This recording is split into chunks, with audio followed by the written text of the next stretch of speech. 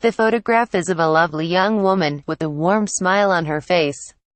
A woman who loved and was loved in turn. Her name was Kate Steinle. The last words she said to her father before she died were, "Help me, Dad." So look at that photo. See the promise in her face. Some are calling her a symbol now of what's wrong with illegal immigration. I'm not so sure. My parents were immigrants. I grew up in this country desperate to become an American. So immigration isn't some political exercise for me. It's been part of my life. But so has been my understanding of what binds us together, all of us, so many different people, with our different ethnicities and habits and foods and languages. It is the belief in the rule of law, and without that, we are nothing. Making Kate Steinle a symbol doesn't do her justice. She wasn't a symbol of anything when that bullet took her. She was just a young American woman, walking with her dad. When you look at the photo, you might want to fix the light of her eyes in your mind. But do it quickly, because Kate Steinle is in the way of politics, and she's fading from view. She's being muscled out of the news. The guilty plea of retired Lieutenant Gen. Michael Flynn in the Russia investigation of President Donald Trump's administration demands attention.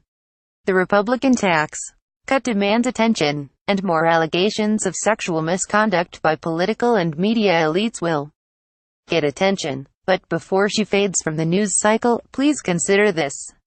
Kate Steinle isn't merely a casualty of a senseless act of some habitual criminal who has cleared of murder charges in San Francisco the other day. Kate Steinle is a casualty of American politics, of sanctuary city politics.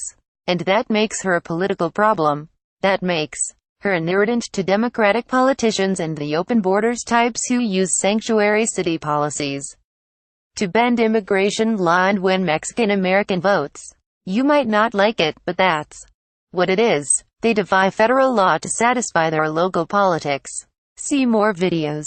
So yes, she's a problem, because it was sanctuary city policy that protected Jose Zarate, a career criminal who had already been deported 5 times and was in this country illegally. Zarate had been in local custody on a drug charge, and rather than bow to a detainer request of federal immigration authorities and hold him, Sanctuary San Francisco let Jose Zarate go. There was a stolen gun in his hand as Kate Steinle and her father walked along Pier 14. He initially told police he'd been shooting at a sea lion, but if he had killed the sea lion, Zarate would have been convicted of something. The bullet killed Kate Steinle instead, and a jury acquitted him of all the serious charges, from murder to manslaughter.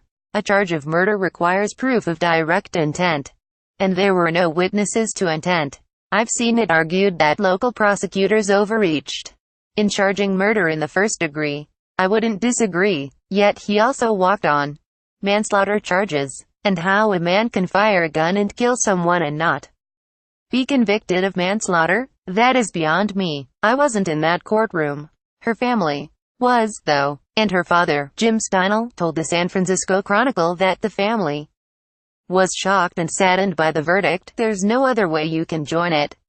Justice was rendered, but it was not served, he said. And justice still isn't being served.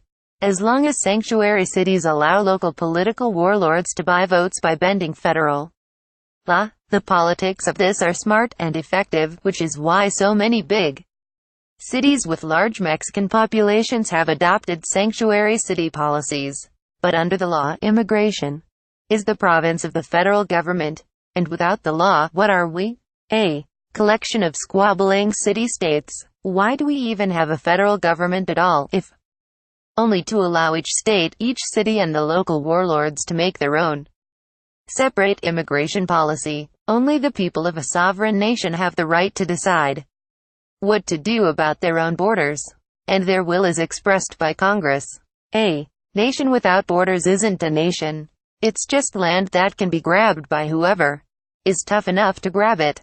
And releasing criminals onto the streets to satisfy your political goals isn't policy. It's dangerous. But all that wasn't on the mind of Jim Steinle or his daughter Kate when they were walking along that San Francisco pier. Kate was beautiful, kind, happy, caring, loving and deep in faith.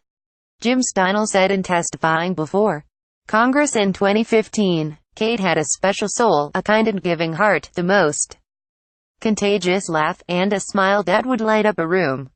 The day she was killed, we were walking arm in arm on Pier 14 in San Francisco, enjoying a wonderful day together. Suddenly a shot rang out. Kate fell, and looked at me and said, "Help me, Dad." "Those are the last words I will ever hear from my daughter," he said. In America, we say that justice is blind because we know that without justice under the rule of law, we're finished.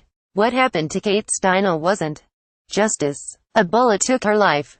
But it was politics that killed her. Listen to the Chicago Way podcast with John Cass and Jeff Carlin at WGNradio.com, category plus the Chicago Way. Cass at ChicagoTribune.com, Twitter at John Cass. Related.